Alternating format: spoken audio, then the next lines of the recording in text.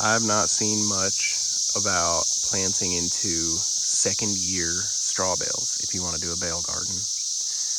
I'm going to go through the process that I use to get every one of these little kind of shallow terraces on this slope to begin with, because what I did with the straw bales is kind of in addition to what I've done for all of these shallow terraces just with the native soil.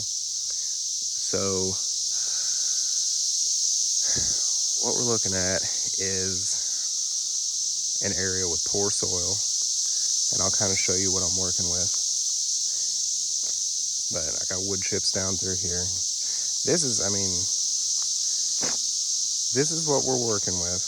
Clay, there's a bunch of shale in it, there's a bunch of rock. It's really acidic. It is easily compacted. I got some dirt pushed away from the back of the house there, and they mounded it all up on this little hill that we're on here. So this is, subsoil and the washout from before I got rock put on this hillside back here and had it pushed back. Not very quality stuff.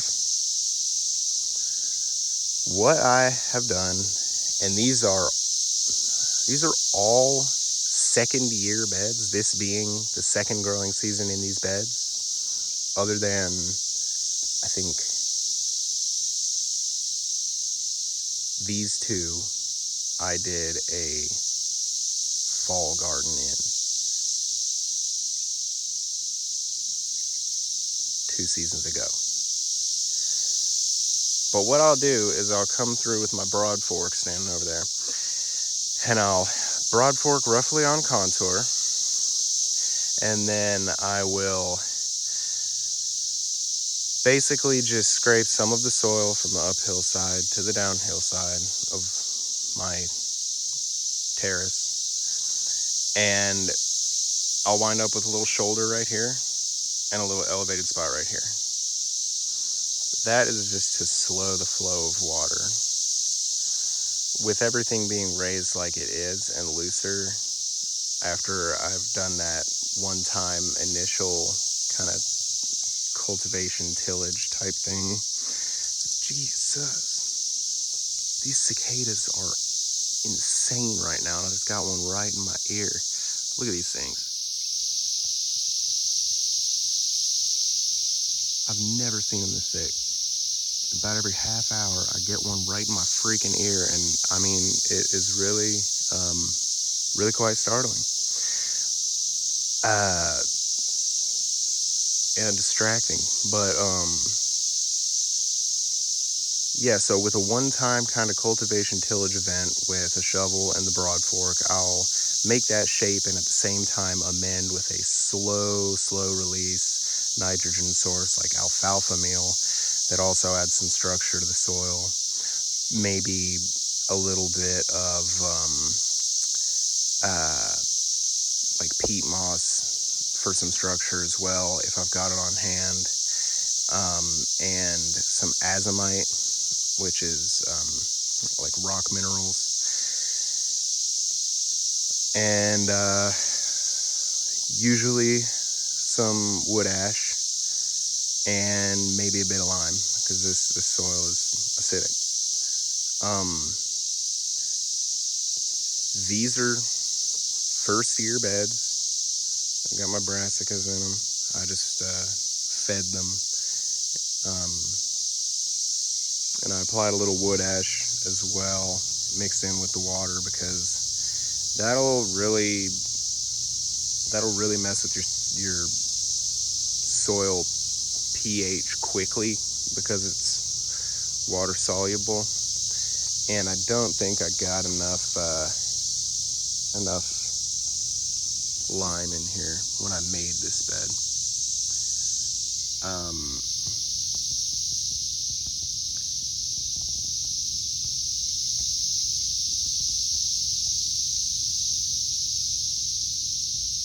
They're kind of creepy looking. Anyway, I've got a purple sprouting broccoli, some collards, then I had some frost damage. So I replaced some of the purple sprouting broccoli with another different type that's just starting to form up. And I've also got a little like assassin bug in here that's kind of cool. I sprayed some BT, which is just it's a bacteria that kills worms. It's an organic application. I've never had brassicas that made it through the cabbage worm, cabbage moth, whatever. But I've never sprayed this stuff before, and I've done it 2 or 3 times this season. We've been getting a lot of fairly consistent rain. It seems like every time I feel like I really need to apply it, I wind up not doing so because it's about to rain. But anyway, a little bit goes a long way with that stuff, it seems. So I made a couple of yards of compost over the winter for this season right here. Right here is where I've just kind of thrown some cucumber seeds at the ground, and I've got a couple melons planted back here.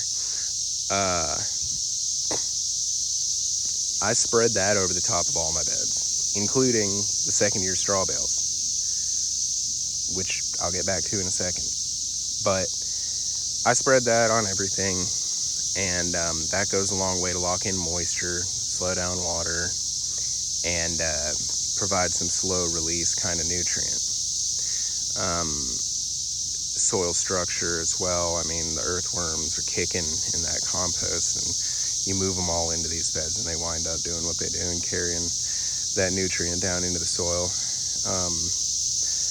But after making a bed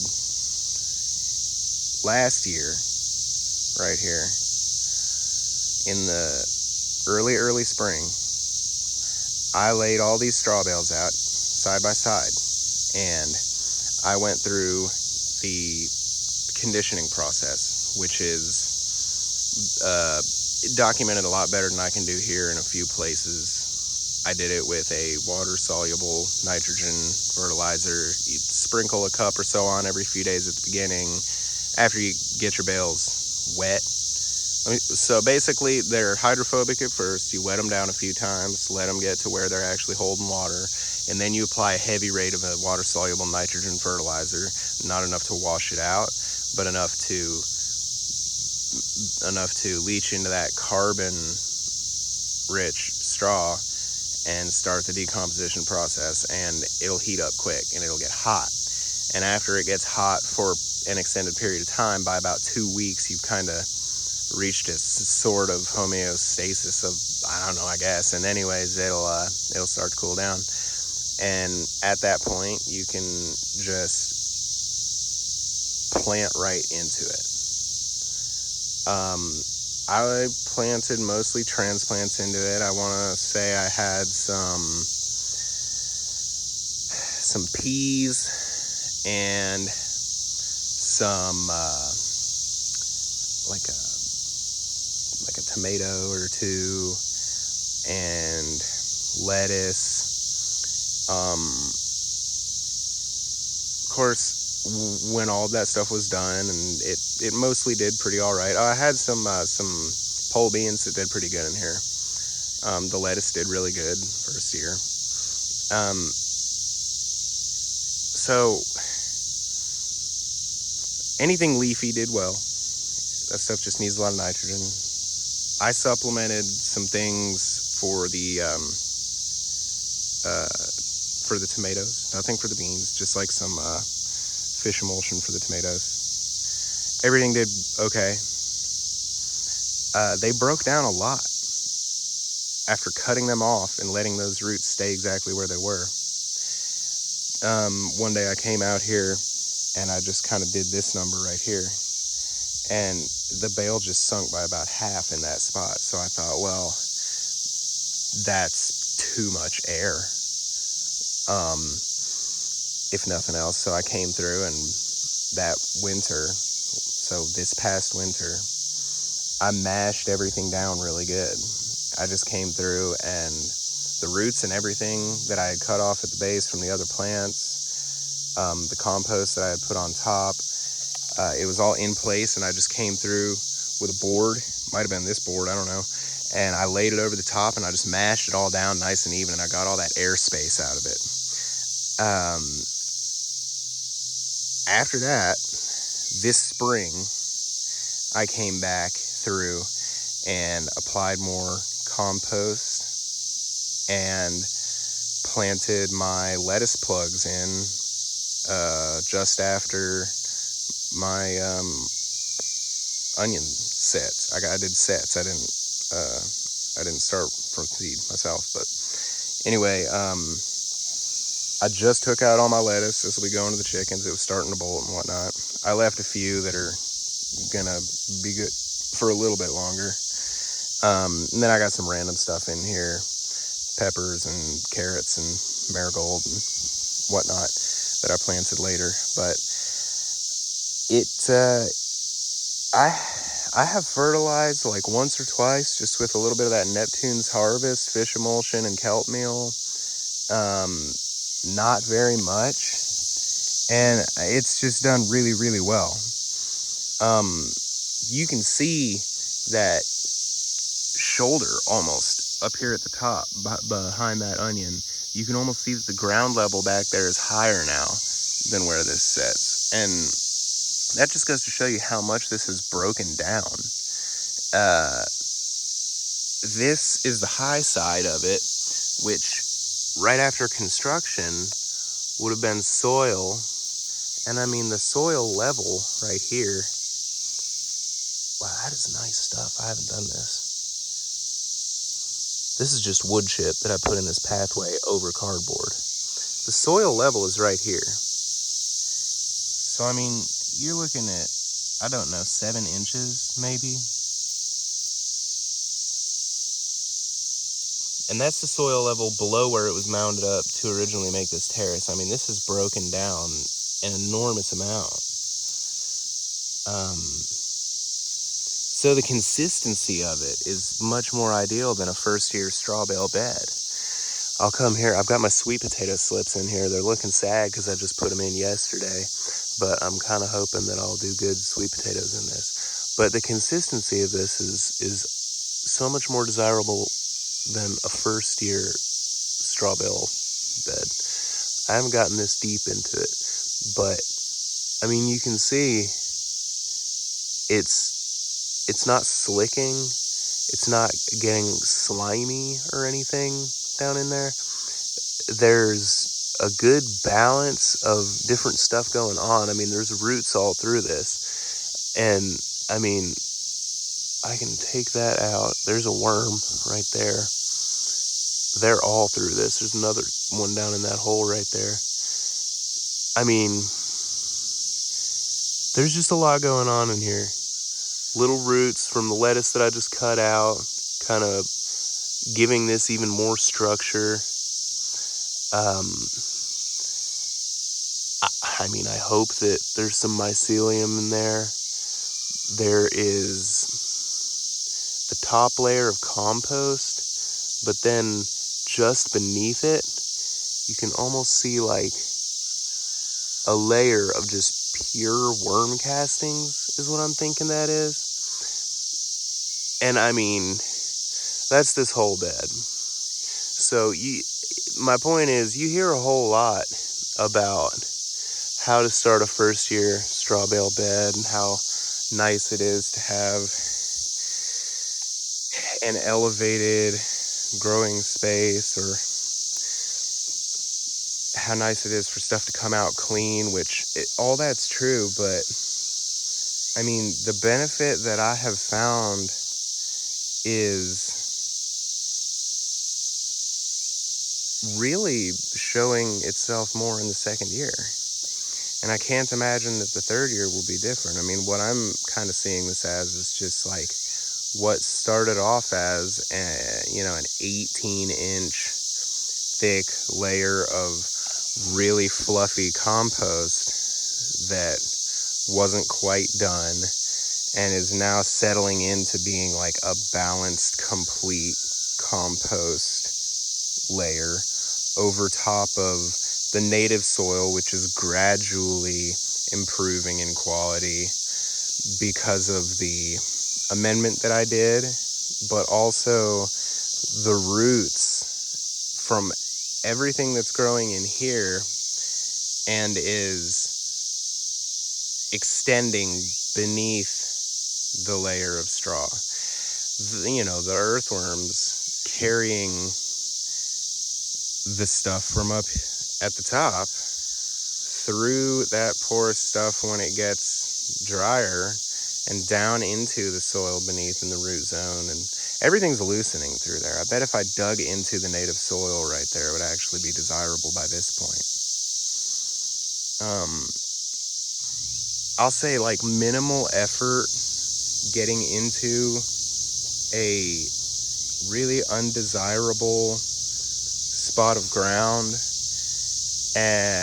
kind of passively, and managing to be productive in the first couple of years without like really heavy inputs. I'd say, like with a lot of garden stuff, you're really going to see benefit in year 2. But if you've got access to clean straw and,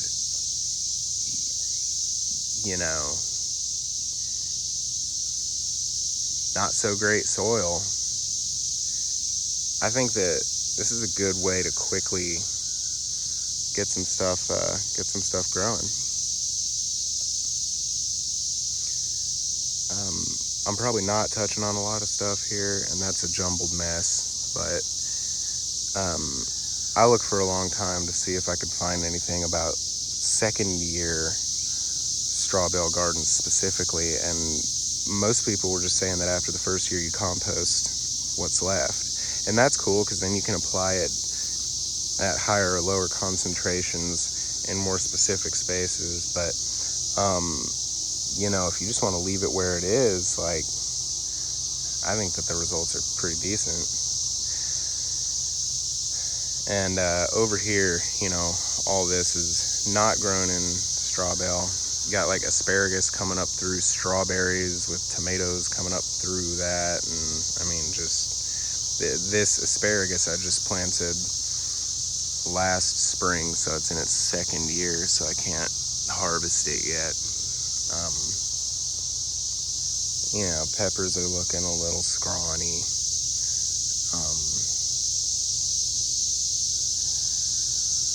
This is going to be posted right at the end of May. I'm in zone 6B, about to be 7, I guess. My tomatoes are really far along for where we're at for this time of year. I mean, I've never had tomatoes this far along this time of year.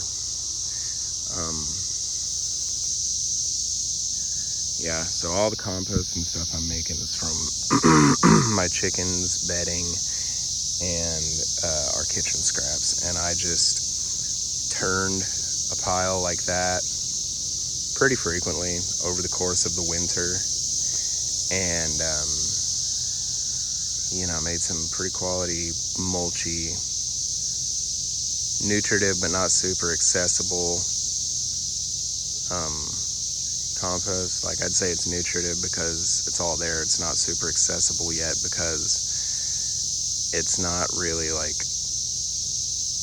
it's not tilthy, I guess. I don't know.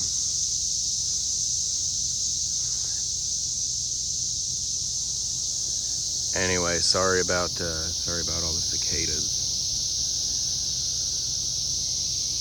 Can't see them as much right now.